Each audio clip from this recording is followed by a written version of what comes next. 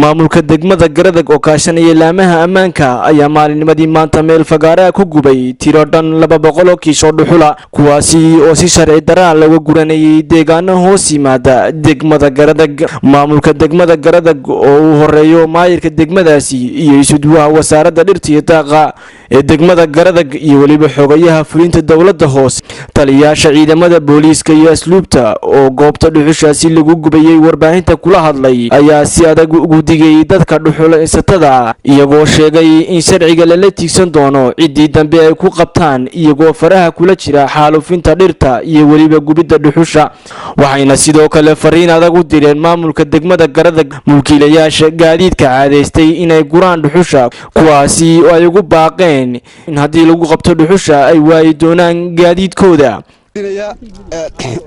dhammaan bulshada deegaanka iyo cid kasta oo arrimaha dhuxusha gasha inaan maanta oo taariikhdu tahay 31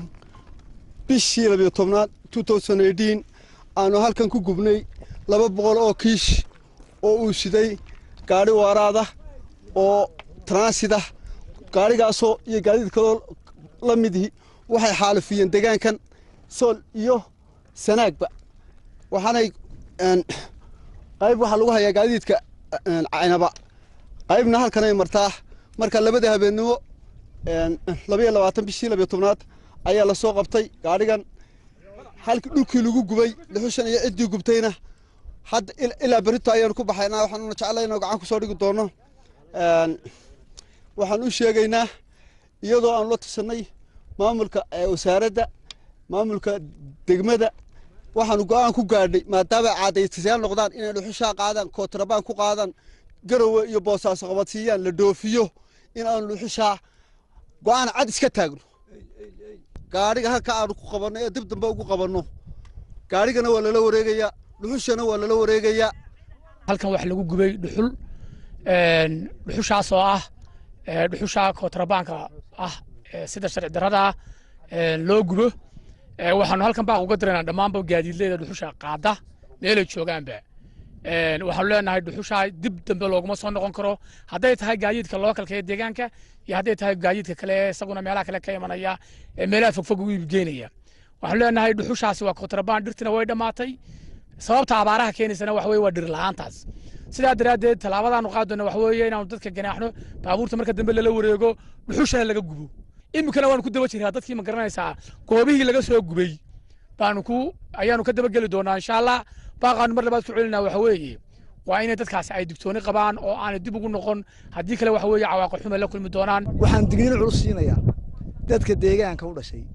ee gacanta kula jira fardambiyeedka deegaanka annaga maamul ahaanna waxa xil naga saaran yahay ilaalinta deegaanka iyo duurjoogta rool kasta oo aanu ku leenahayna waanu soo taagnaan hay'adaha ku sii xaqalena waxaan leenahay awood kasta oo naga keen xiranta waa idila garab taagna wabillahi tawfiiq dhuxusha maanta la gubayo waxaan qabaa anigu dawlad iyo dawlad deegaan iyo dawladda dhaxaba in dib la iskugu noqdo in gaadhiga iyo dhuxushaba la wada gubaabay maanta ku fiicnayd baan qabaa anigu waayo ninkan dhuxusha shidaya haddii aanu haysan gaadhi u qaada maba qaadeen umana hamoodeen sharka ugu weyn waxa wada waa gaadiidleyda iyo dadka lacagta haysta weyn dadka masaakiinta muruqmaalka iyaga u diraya oo dhirtoodii u diraya oo dhulka inay xaalufiyaan u diraya waxaan qabaa aniga doorka ku xiga in gaadhigu isagoo dhuxushu saaran tahay batroolka lagu shubo la wada gubo oo gaadhigii oo dhuxusha sida iyo dhuxushu hal mar isla dhamaadaan dhuxushan aad arkaysaan ee qiiqaysa ee la gubay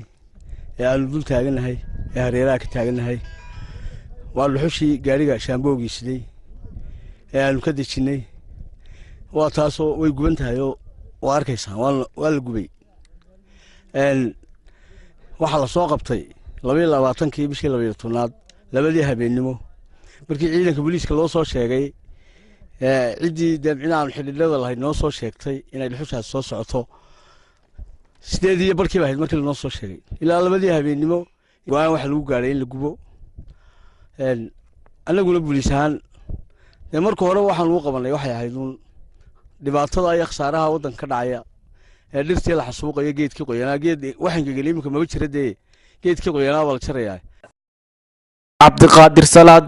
Ariel TV degmada Garadag.